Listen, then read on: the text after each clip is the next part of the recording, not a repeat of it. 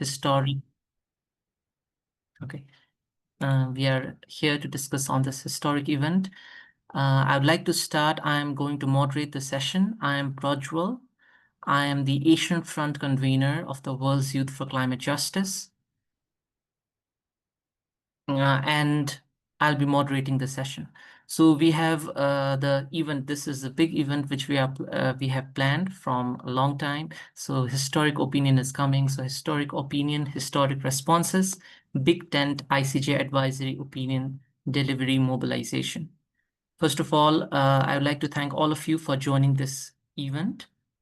We are seeing more people are joining right now. So we would love to hear where are you from? What are you doing? How are you doing? Anything, whatever you want to share in the chat. We will now, without any further delay, start the session. So all of you, I hope all of you know that on 23rd July 2025, the International Court of Justice is going to deliver its much-awaited advisory opinion on the obligation of states in respect of climate change. So last year in December, we were in The Hague for the oral hearings. And before that, many states and international organizations participated in the written submissions, and in the written comments. And in last year, December, there was oral hearing. So this July 23rd, the ICJ is going to deliver its much awaited advisory opinion. And it's a coincidence that it is going to come out only in around 20 days after the delivery of the advisory opinion from Inter-American Court of Human Rights. So this is a big moment for all of us, and all of us have been waiting for this moment. Today we are here to discuss on how to move ahead. We are here from many civil society organizations, so we want to build momentum for the delivery of the ICJ advisory opinion. We also want to review how to move ahead for the strategic messaging. How should we move ahead after the advisory opinion is delivered? And we also want to tell the world that we are watching this, we are following this. We want states to know that we are following this advisory opinion, and we want the court also to know that we are watching them. Now, I would like to introduce our panelists for today. So we have four panelists for today's session. The first panelist is Danilo Garrido from Greenpeace International. So he will be talking about what is legally at stake for this advisory opinion. Second is Siwa Vekune from Pacific Island Students Fighting Climate Change. He will be talking about what will happen on that day, on the delivery date. Third, we have Dorka Boer from Global Strategic Communications Council, and she'll be talking about the messaging reminder about this before the advisory opinion is out, and how we will move ahead after the ICJ delivers it. Then the final panelist is Joy Chaudhary, who is from Center for International Environmental Law, who will be talking about what will be next, what we'll be doing after this. So this event has been organized by Center for International Environmental Law, World's Youth for Climate Justice, Pacific Island Students Fighting Climate Change, and we have been supported by many co-sponsors, many organizations, many supporting organizations who have been helping us from the day one. So without any further ado, I would like to move ahead with the first speaker. Is it possible to change the slide? I'd like to call Danilo for his, yeah. So I've already shared this. They are our speakers and what we are going to talk about. And of course, after Joey speaks, we will have short question answer session as well. So after the question answer session is done, we will be talking about what we have to do, like some action points will be shared. If you have not joined our Signal group, we'll be sharing the link to our Signal group. We'll also be saying like what are the coming up events, like what is going to happen after this event.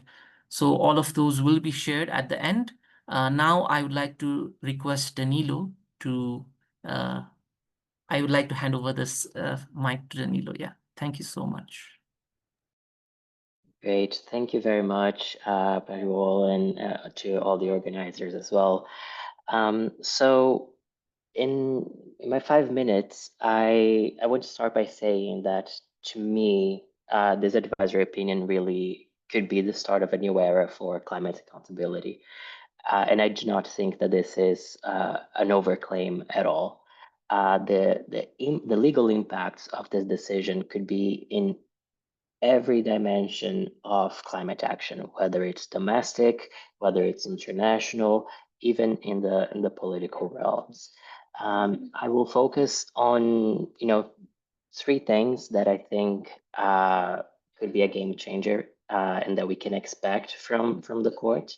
But then, yeah, happy to also take questions after. I think the first point that is a debate that we will finally see settled by the ICJ is what are the sources of the obligations of states in relation to climate change.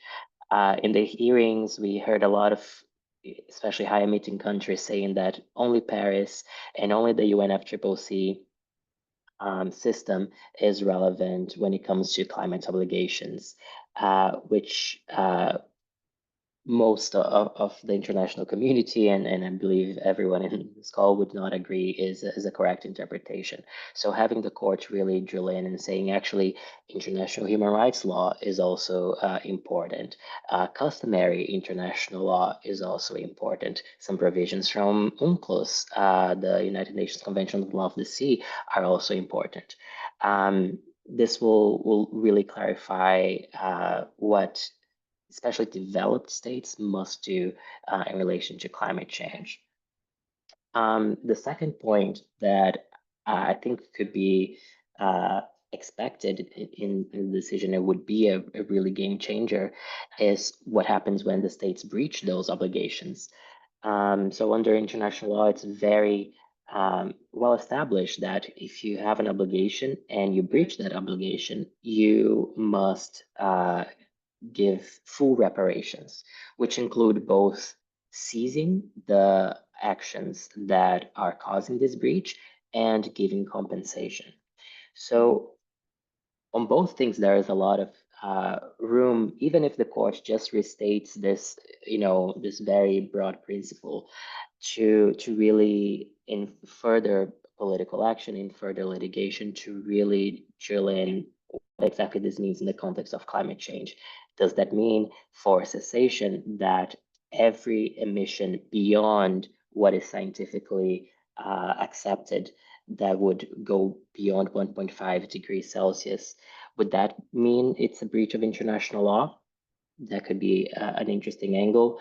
And also what it means for compensation. Is there an obligation of those states that have historically emitted much beyond their fair share to really compensate those both small island states, other developing states, and even future generations for really using the Earth's resources and depleting our planet in an unfair way, and to compensate them for having taken much more than they should have. And the final point that I would address here that we can expect, because it was one of the specific questions to the court, are what are the specific consequences for small island states and for present and future generations. The ICJ, especially when it comes to the rights, human rights, it's tends not to want to go too much into detail, but perhaps in this case, because there is a very specific question about what are the human rights implications and other implications for present and future generations and for the populations of small island states, I think it could be quite a nice development that we will see next week. So in sum, I would just re-stress that what is legally at stake here is not only about the relations between states It's also about what we'll be able to argue in domestic cases, in human rights cases, and also in intergovernmental processes like the UNFCCC's COP. And one point that I think we will see there is the need to adopt domestic legislation to meet those international obligations. And I'll leave it at that. Thank you very much. Thank you so much, Danilo. So again, repeating what Danilo said, this is the start of a new era for climate justice. So uh, he basically discussed about what is legally at stake. He touched upon the sources of law, the reparations, the consequences, especially for small island states and present and future generations, the human rights clarification, which the court is going to discuss about, and the domestic the change in the domestic legislation and in the UNFCCC COP negotiations. So thank you so much, Danilo, for this brief and very important points that you have highlighted. Now I would like to call Siva Vakuni from PISFCC. He will be discussing about what will happen on the day, on the delivery date. So Siva, you have the floor. Thank you very much, Prajal. And also to the rest of the facilitators of today's program. Yeah, super happy to be on the call. I think what works best is if I just walk through hour by hour the day of delivery. I think that works best. But also with the added caveat that as this is a constantly evolving plan for the day. So there are a few things that are to be confirmed, of course, as we get closer to the day and capacity gets a bit more cemented. We'll have a much more concrete plan. But yeah, of course. So just to begin with, at the very beginning, civil society's bread and butter, mobilization action. This will be done outside the court, outside the gates of the court. And it is something that, of course, everyone has seen all throughout this campaign. It's civil society bringing just that ambition, the level of ambition, and that's via chants, punctuated by a few interventions from key persons from civil society orgs. And this will be done for about an hour outside the court, an hour before the delivery. Whilst this mobilization action is happening, there will be media statements in front of the court. So Pacific Island students fighting climate change and World Youth for Climate Justice will have their own spokespersons made available to media. These spokespersons will have the messaging down to a T, carrying forward the specific demands of civil society and, of course, communities that they carry with them for media to be able to, well, first of all, control the narrative, as we've always attempted to do, ahead of the delivery, of course. And then after the mobilization, we will have the entrance of civil society persons from PSFCC, hopefully alongside state delegation, where they get to attend the delivery in person inside the court. And hopefully we will have a screen outside for civil society that will be present there on the day to watch alongside everyone else inside the court. And then it just jumps into that hour and a half of the delivery of the advisory opinion. Now, during this delivery, we will have the digital aspect or the online aspect of this delivery. There will be a live tweeting or live thread on Blue Sky and X, conducted by our resident live thread expert, Seb Dijk from CL. So please do follow through with that if anyone is, if people are keen. This will essentially just be taking some highlight points as the delivery progresses. And of course, amplify them via platforms if possible. Aside from that, there will also be some rapid legal analysis on the side by members of World Youth for Climate Justice and the Center for International Environmental Law. This is essentially just to take a few pointers that will be very helpful to the spokespersons immediately after the advisory opinion is delivered. And then on the digital media aspect, we will have some digital media capacity on the ground with photos and the possibility of B-roll as well. This will be provided to partners via a public drive. This is, of course, to use in your amplification efforts via your social media platforms. We'll hopefully have this up and running and able to be shared with everyone that's keen, essentially, to take this on. And then immediately after the delivery in the mobilization area, it will be cleared, and then we'll bring on apologies. Yes, so then the Vanuatu delegation will be present at the steps of the International Court of Justice, the ICJ, where they will conduct a press conference alongside their external partners. We can't make any promises of everyone who will be there on the day to be a part of that press conference. Just access may be limited. And then, of course, everything. And then afterwards, there's hopefully going to be a online press conference for media that is very keen to cover this story, but isn't able to be there on the day of or in person. And then the oncoming hours after the press conference and possibly the online press conference as well, we will be making the spokespersons available to media at large who will be waiting outside the ICJ. Perhaps something else just to mention here as well, there will be the aspect of watch parties as well. So certain partners have put themselves forward to host watch parties in different parts of the world.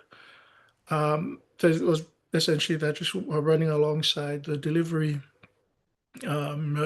amplifying the messages, of course, and just providing some space for persons that do want to watch alongside a crowd.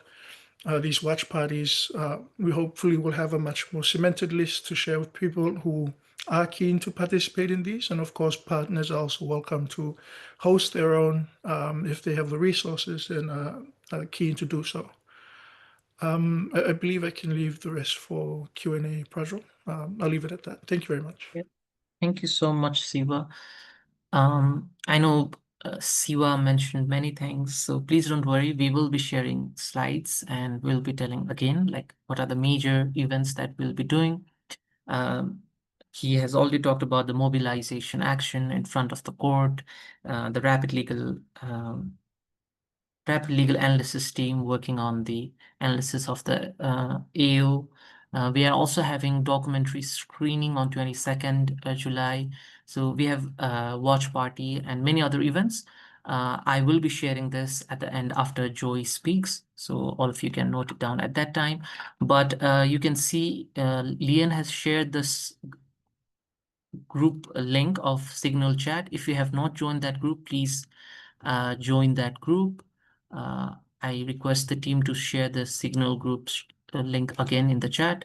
So if you have not joined, please join that group. More information will be shared through that group. Now I would like to call Dorka. She will be sharing about the messaging reminder and how we should be messaging about this AO and how we'll be moving ahead. So Durga, the floor is yours. Yes, thank you so much. Thank you for organizing this and thank you for being here. Very exciting moment, as I'm sure you all are looking forward to next Wednesday. Crazy that it's only 6 days left. I'm just gonna run you through a quick version of a longer document that you will either get after this call or you probably have already seen. This is the communications and messaging guidelines that some of us have put together, and this is aiming to help you find the common narrative that we're trying to share. So the document has several parts. It talks about the aims and objectives, talks about the messaging principles that we should follow. So those are sort of rules and to go by.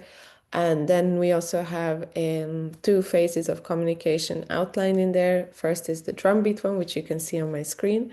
These are basically the messaging that we are trying to get in front of journalists, in front of decision makers, and in front of the rest of the climate community to understand why this is a massive opportunity and a breakthrough, as some of you have, as Danilo also already outlined. It is a new era for accountability. So we have 3 key messages to hype people up with. The first one is that the ICJ could set a new guiding star for all countries, putting people and planet first and helping us hold climate polluters to account. The second message focuses on the urgency of this ruling, which is underscored by the extreme weather events happening around the world that put millions of people's health and lives at risk. And last but not least, we want to emphasize that the ruling could compel major polluters to develop more ambitious climate plans while healing the harms with climate reparations. So these are the 3 key messages that we're trying to ensure lands before. And the second phase of communications is the big boom, I call it, which is obviously the 23rd of July, and maybe the 24th also a little bit. And these are, and for this we developed 2 scenarios. So the scenarios are basically here to help us find quick responses when the AO is out. Obviously, we're not going to have a ton of time to analyze what happened. We have to react very fast. And we are already seeing in oppositional media some sort of fear-mongering with how the highest court is trying to intervene. I saw a Breitbart article just now before I came on this call. So it's already out there, and we know that there are risks around how in certain countries right-leaning media will respond to this. So this is helping us make sure that they are not the ones responding quickly, but it's us going first, and our messaging is strong enough and united so that everyone knows what to say. So in the first scenario, we want to celebrate the outcomes of the AO. And in the second scenario, we are still celebrating, but a little bit more with caution. In the document, you will find the detailed messaging around this, but in both cases, we want to say that the ICJ ruled that big emitters must ramp up their efforts to halt emissions and compensate for the harms they caused, because we're pretty sure about that, right? We're pretty sure that the court will say that not enough is being done at the moment. And we want to say that this is an unprecedented opportunity to hold these big polluters accountable, a breakthrough for the planet and people. And countries are bound by international law to protect people and the planet for the impacts of the climate crisis. So these are the umbrella messages that in both cases you can rely on. And in the document, you will find what other messages you could use in case of either of those scenarios coming through. Phase 3 is planting the seeds, I call it, which is basically harvesting what the AO has landed us and planting those seeds in different community with different audiences in different circles. So that means, for example, if you're working on loss and damage, looking through this advisory opinion and seeing how it can be transformed into something that benefits that agenda item. So, or if you're working on mitigation, same thing. How does this AO transform the voluntary nature of NDC's climate plans? So, we'll be working on messaging after the court released its opinion, and we'll be hoping to get those in front of you as well at some point. How can you support the communications efforts that we have? So please use the messaging and, of course, adapt it to your own needs. We are very happy if we're broadly aligned. And then secondly, in the document, you will find social media assets that the Pacific Island students have put together, which are great. And I know that there will be others coming on the day of the ruling as well. So watch out for the signal group that has been already posted in the chat. And LinkedIn posts. As funny as that sounds, LinkedIn has transformed into one of the most effective ways of messaging. And we saw, for example, during the Peruvian farmers case against RWE, that LinkedIn is the most sufficient way to communicate how legal experts, climate experts see certain rulings. So what was really helpful during the RWE case, which was dismissed, however, a lot of people came out to celebrate the precedent that it has set. And that was the messaging we were trying to lend with that case. So it was really important that experts were highlighting the positives of that case, and that helped us show journalists and others that, this is not just about whether it's dismissed or not. Well, in this case, it will not be dismissed, but I think it will be pretty important that the world sees that this is a breakthrough moment, and that it's not just 5 NGOs celebrating that it has happened, but everyone around the world who's working in climate is happy that the ICJ has landed this ruling. So if you have experts, please encourage them in your team. Please encourage them to post about this. It can be also longer analytical pieces as well. So that's all from me for today, and you will get the messaging guidelines so you can read through it in detail. Thank you so much, Dorka. You can also see the messaging guideline in the group. Leon has already, in the chat. Leon has already shared in the chat, so you can see that as well. Thank you so much, Dorka from GSCC.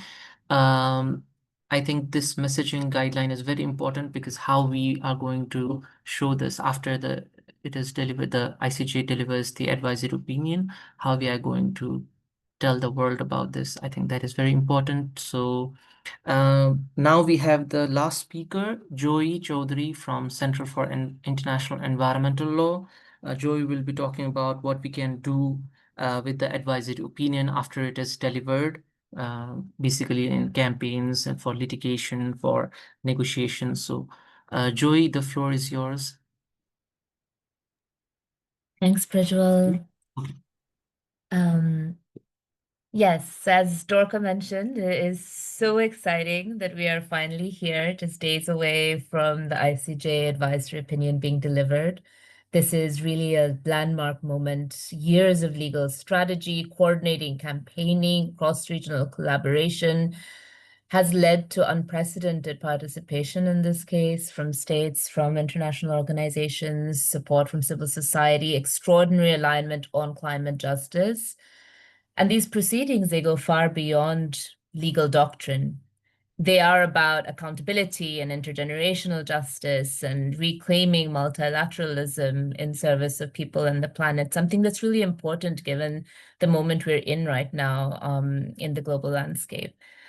So whatever the final opinion says, and we are really hopeful it'll be a strong opinion, this process has already marked a historic shift. And the powerful campaign that has accompanied the formal proceedings has really reshaped what is possible in the realm of international law and how it is practiced. And at the forefront of all of this are the Pacific youth, are the young campaigners around the world, many of you in this room right now.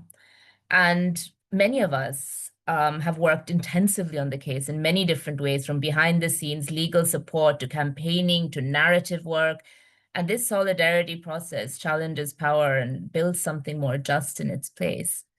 And now that the delivery moment is here, and we worked very hard up to this moment, but as we know with all cases, the phase after the implementation phase is one of the hardest, because for legal words to transform lives, we need a united civil society push. And that will come from all of you, all of us in this movement for climate justice and human rights. So what is happening next? A process step that happens right after the delivery, and it's good for us to be all aware of, is that the UN General Assembly, there's going to be a resolution from the UN General Assembly welcoming the advisory opinion and calling for its implementation. This is critical for socializing the findings with states, which will then help us with state-level engagement also via different avenues for climate action. And as part of civil society, we will have to think through, and many of us have been doing this for months, how to leverage this forthcoming climate ruling, how to build on the proceedings, to really integrate the climate justice aspects of the advisory opinion into our work going forward, whether that's through litigation, whether that's through the work that many of us do in negotiation spaces, whether that's through campaigns or advocacy.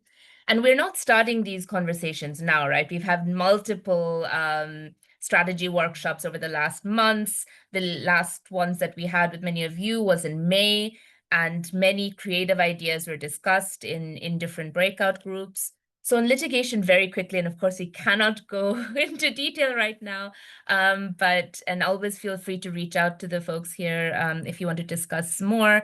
And there'll be a Q&A session. But in litigation, after the ICJ delivery, what next for litigation?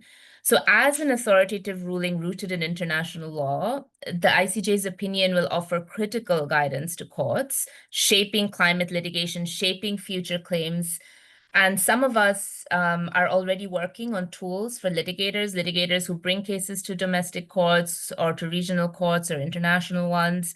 And ideas discussed in the May workshop also include, many different ideas. There was an idea about a convening specifically for litigators to socialize the AOs, judge trainings, working with bar associations on the significance in legal education more broadly, getting AO outcomes into law schools. And many of you in this room have already started laying out the building blocks to make this happen.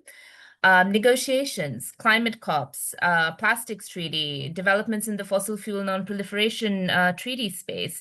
So we know that if we get a strong and clear ruling from the ICJ, this can establish a new legal baseline for climate action in multilateral fora, which, as we know, has been starkly failing at delivering climate justice at the scale that we need. So the outcomes could play a pivotal role in shaping outcomes at COP30 in Belém, beyond, with the potential to unlock stalled negotiations, strengthen demands for climate finance, including for loss and damage, and reinforce the need for action rooted in science. And some of the ideas you all had discussed at the May workshops included messages and tools to leverage progressive aspects with negotiators who can then take them on into spaces. So some of us are already working on this. The idea was to socialize also the AOs through side events at COPs. So the deadline for COP side event applications, I think, is coming up. There's a lot of coordination happening. So please link up if you're interested in that. Dedicated outreach in pavilions, thematic days, and so on. And for campaigners, and campaigners in many ways, alongside the lawyers, have made this case. For campaigners, this is the moment. This is the moment to take the ICJ's climate ruling further, to connect the dots, to really raise the noise level. From fossil fuel phase out to climate reparations, debt cancellation, the rights of future generations, the forthcoming advisory opinion can strengthen your work. So in May, for example, in the workshops, many of you had discussed having quote sheets on issues, political statements on debts, for example, to really raise the noise on debt justice, to really to identify through the proceedings champion states, and many of you are creating these lists so we can take them into different spaces, political toolkits on how to use advisory opinion when lobbying at local, national, and international levels, taking messages back to the communities where witness testimonies came from. And I think everyone in this room must have seen it, but there is a very powerful witness stand that our friends at the Pacific Island Students Fighting Climate Change and World Youth for Climate Justice and others have really led on. It is a very powerful set of testimonies. Please do watch it. And cross-cultural communications tool, moving beyond the kind of legalese language to communicate the outcomes of the AO through artists and scientists. So yes, there's a lot of work ahead, but we are ready. together we can make sure that the ICJ opinion doesn't just stay in The Hague, but becomes a catalyst for climate justice. So I'm going to stop here and I'm going to hand it back to Prajwal. Thanks, Prajwal. Thank you so much, Joy. I think this was really wonderful. So she covered a lot of things about the UNG, starting from UNG resolution, how the UNG is going to welcome the decision, advisory opinion, and its implementation, talking about the negotiations, implementations, negotiations in multilateral fora, campaigning, advocacy, and many more. I think we have 10 to 15 minutes for question answers. Before this, moving to this slide, I think we'll take question answers first, then we can go to that session, that slide. So I would like to open the floor if anyone has any questions for our panelists, or this is just an open discussion. You can ask anything, you can give your opinion as well. So you can either write in the chat or raise your hand. I can see 2 hands being raised. I'll invite Erin Roberts. Yes. Hi, thank you so much. It's lovely to be here with you all, and also just to say how appreciative we are of all the work that you've been doing. That many of you have been working on this, as you said, Joy, for years and years. So thank you so much for everything you've done. I have a couple questions for Dorka and then one for Joy. Dorka, I wonder, I haven't looked at the package in depth. Can you tell me a little bit more about the kinds of graphics you're developing, if any? And also how our comms team could support with that. Hi, Erin. Thank you for the question. We don't have any graphics, as in like charts, but Sonia is working on social media assets.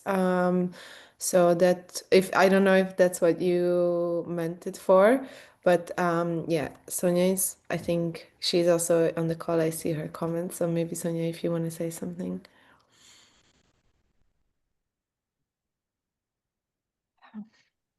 Hi, everyone. Nice to see everyone for the Big Ten call. It's our first global gathering, so exciting.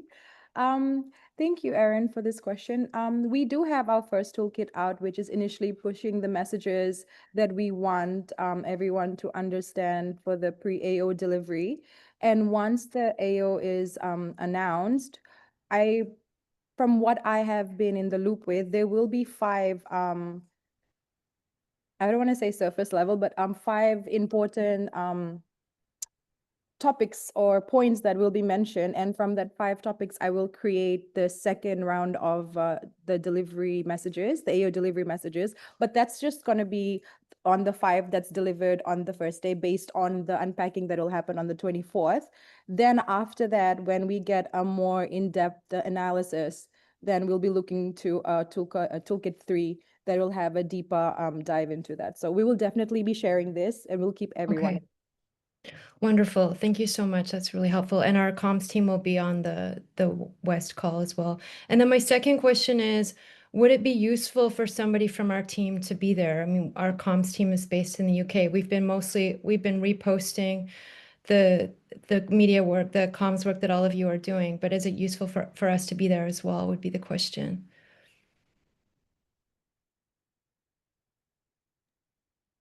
Anyone wants to answer this from CEO or Dorka or WICG, BISFCC? Anyone?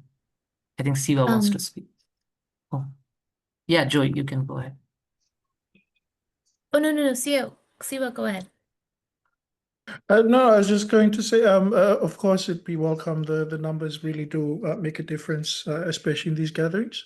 But of course, it also eventually comes down to a question of resources. If that does allow the team, also a member of the team to be there alongside civil society, promises can't be made of anyone making it into the court. Of course. But of course, standing alongside civil society also makes a difference as well. But yeah, as everyone in civil society is very aware of, it eventually comes down to a question of resources. So spend wisely, partners. Yes. Absolutely. Thank you so much. If I can just ask one final question to Joy, is that okay? Yes, yes, please. So, Joey, you talked about reclaiming multilateralism, and you talked about the UNFCCC process and some other multilateral processes. You talked about the relevance, but what would the big picture messaging be on that? Because we're seeing since Baku, we're seeing that the process is being scapegoated. Yes, it's not a perfect process, but what it really is developed country actors are not fulfilling their obligations under that international treaty, as you know. I think when the messaging guidance that Dorka has shared touches on some of this, and I think small island developing states who engaged heavily in the AO process and is also obviously very much involved in the negotiations, they are very careful about the messaging. They are not undermining multilateralism at all. It's always been like it's really important, the process, but the process needs to change. The process that is now there is not delivering. We want to move beyond this era of voluntary pledges, and we want climate ambition to be rooted in legal obligations and to make this very clear across spaces. So if you've seen, I'm happy to share after the call, Vanuatu's prime minister made a media statement recently. They have been very, very careful about that messaging because absolutely, multilateralism cooperation is essential in these times, and accountability is as well, and these are complementary processes. So I think we take our messaging guidance very much from the Pacific island states, from the Caribbean states, from many, many countries that are very climate affected, and we're very careful about the messaging. But Dorka in the messaging guidance, touches on these various aspects, so you'll get more details there. Thank you so much. Thank you so much, Erin. Now I'd like to call Alan Ware. Hello, everyone. My name's Alan. I'm from New Zealand, working with the World Future Council and World Fairness Movement. And I was one of the lead campaigners for the campaign to get nuclear weapons into the International Court of Justice in 1994. The decision came down in 96. Commendations for the excellent work that you're doing on messaging and preparing the narrative, coming out of the decision from the court. That's really important.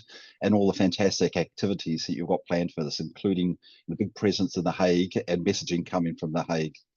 A question I have is to swing back to the UNGA. The UN General Assembly is what asked the question, and preparing the narrative in the UN General Assembly prior to building the follow-up resolution, because it'll take a little while, for the core team, core members, the leading countries, to draft the follow-up resolution and then submit it. But the first thing, and the immediate thing, is again to shape the narrative from New York. What we did with the nuclear weapons case is we had a press conference inside the UN itself, in the UN press room for all the UN media there, just after the decision. It was a few hours after, because the time lag gave us time to be able to do it on the same day. And we did that again with a couple of the leading countries that were taking this. So the question is that also happening? Will there be a press conference at the UN that maybe Vanuatu is leading? And if so, then it's quite good also to be able to share whatever press releases coming out from that press conference, so that there is also that aspect of it, the thinking about how is the UN General Assembly going to be responding, and of course shaping the narrative from the beginning.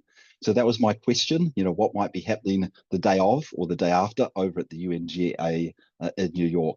And then just a quick invitation, we're organising a big event the day before the decision from the court on July 22nd on climate protection. We're bringing in faith-based communities, faith and the rights of future generations. You're all welcome to join. We have sessions both for Asia Pacific timing and also for the Americas, Africa, Europe and the Middle East. And I'll put the link in the chat. Thank you. Thank you so much. Joey, you want to go for this, or should I go Danilo, or whoever wants to go ahead? Yeah. Danilo, you want to answer this? I know, I don't think we have any idea about Vanuatu governments, what they are planning, but I think it's still something you want to add. Yeah, I can add a bit. So There are already some conversations about what to do at the General Assembly for this AO. Perhaps asking for a specific mechanism to monitor the implementation of this AO, but those conversations are still in a quite incipient manner, and I think we're first waiting to see how it is in advance of the meeting that's I think in October of this year. So I think we'll start planning after the ICJ comes in, but it will be great to incorporate like your insights from the nuclear weapons advisory opinion and how we can make this as effective as possible in that fora as well. And if I Yeah, could Joy. briefly add, Prajwal, Yes. thank you very much, Alan, for raising that. And as Danilo mentioned, I think there will be states are already moving on this behind the scenes, but they're waiting to see what comes out in the opinion. And there will be meetings, diplomatic meetings, the days following the opinion, where these plans will be laid out. We're, as Danilo said, waiting to take guidance from the states leading on this as well to see, to make sure that there is alignment. But it is very much in process, and as Danilo said, we would really love to learn from your insights on that. I agree with you that it'll be a very, very critical piece. And one last thing, Prajwal, to mention, since I have the mic.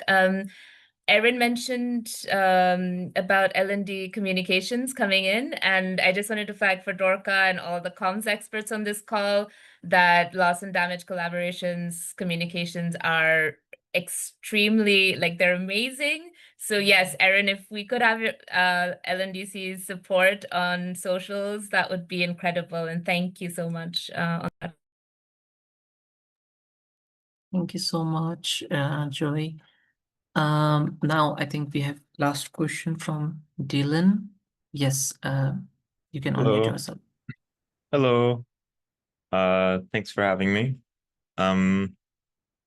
Okay, so well, thanks for the open invite for this, because I am just some guy from the Bahamas, but it is a climate hot zone, and we're flooding a lot. So I'm interested in this, but I'm new to this ICJ. I'm new to following this whole thing, and I would like to catch a watch party, but do I need to understand some legal language when watching it for the first time or anything like that? Yeah, Siva. Yes. Yeah, thanks, Dylan. Thanks for making the call as well. I think it definitely helps having some legal context when watching. I think that's also where the wider comms around this also comes to help. I mentioned earlier the element of live tweets that essentially just highlighting as the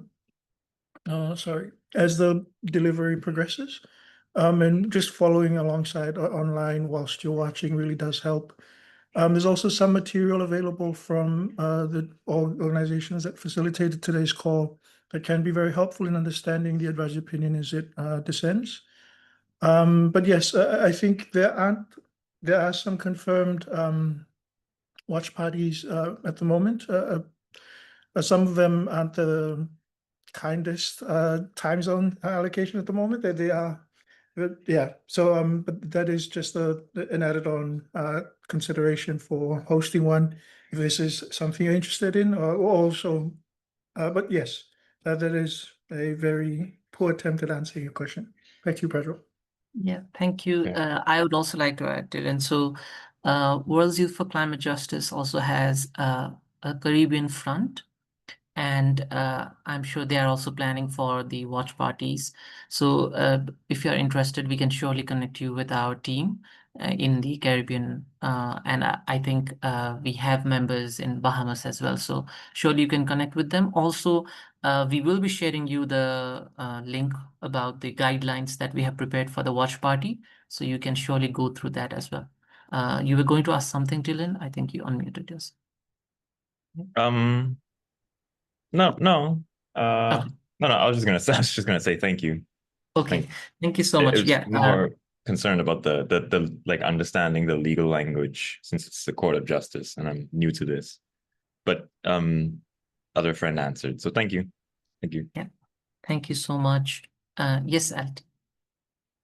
Yes, I just want to jump because if you are new with legal analyze, I think what you like the handbook, the Youth Climate Justice Handbook, is quite understandable for everyone. So we can share it with you, and then you can read the first book, and then if you have time, the second book is also nice, and then you can just get in touch with some part of the vocabulary, and it will be much more easier for you to see what judges are telling us. I see it Thank in you the group, so thank you. Thank you so much, LT, and thank you, Samira, for sharing the link of the handbook. I think this is it for the question and answer. Thank you so much, everyone. If you have anything, you can still add in the chat box, and our team will be answering your questions. Can I have the slide again? Yes.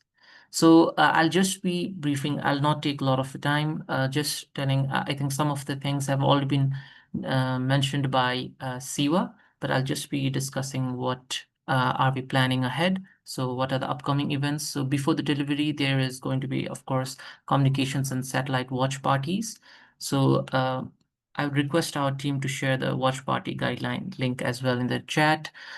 So we are planning for that. The communication part has already been mentioned by Dorka.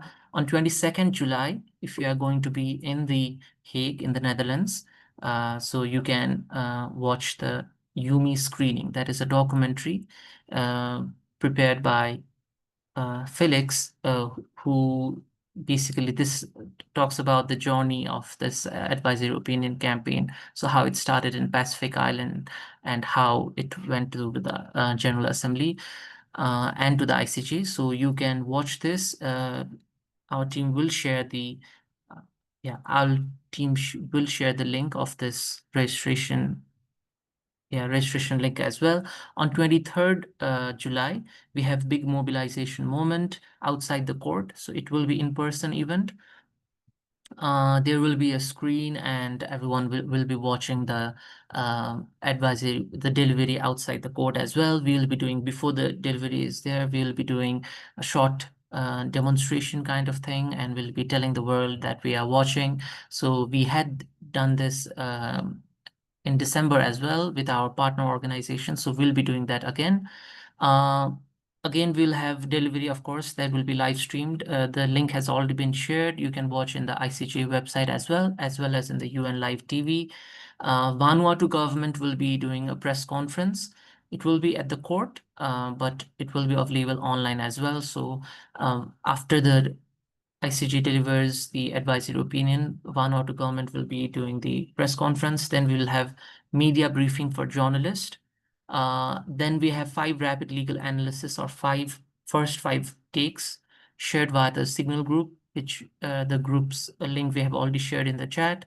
And we will be encouraging all our partners to issue press release after the delivery. So we'll be supporting you in the press release as well. And these first five takes will be helpful in that.